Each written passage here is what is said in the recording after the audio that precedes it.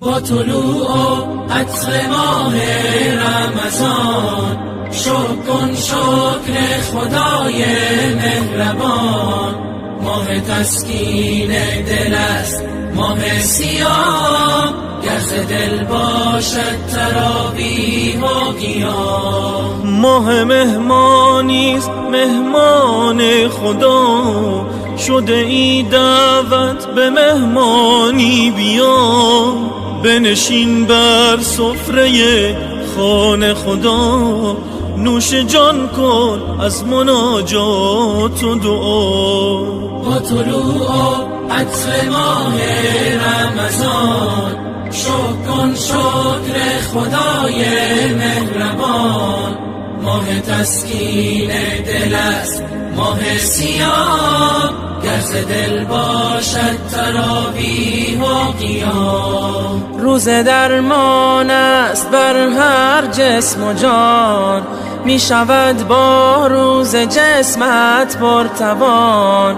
هم شود با روز صبر تو زیاد، چون بیاری مستمندان را بیار. با طلوع عطر ماه رمضان کن شکر خدای مهربان. ماه تسکین دل است، ماه صیام، گر ز دل باشد تراویح و قیام. روزداری حکم شرع و سنت است، جزو رکن دین برای امت است. 11 ماه غرق بودی در گناه، فرصت است 1 ماه که برگردی به راه. روزداری حکم شرع و سنت است، جزو رکن دین برای امت است. 11 ماه غرق بودی در گناه، فرصت است 1 ماه که برگردی به راه. با طلوع عطر ماه رمضان کن شکر خدای مهربان. ماه تسکین دل است، ماه صیام، گر ز دل باشد تراویح و قیام.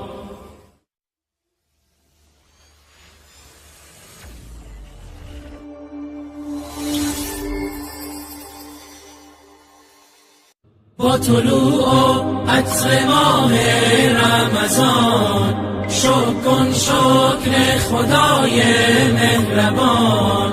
ماه تسکین دل است، ماه صیام، گر ز دل باشد تراویح و قیام. ماه مهمانیست، مهمان خدا، شده ای دعوت به مهمانی بیا.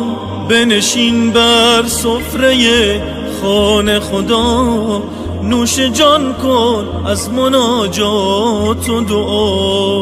با طلوع عطر ماه رمضان کن شکر خدای مهربان.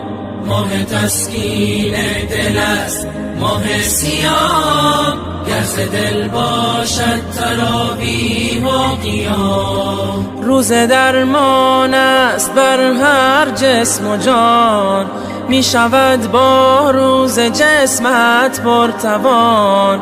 هم شود با روز صبر تو زیاد، چون بیاری مستمندان را بیار. با طلوع عطر ماه رمضان کن شکر خدای مهربان.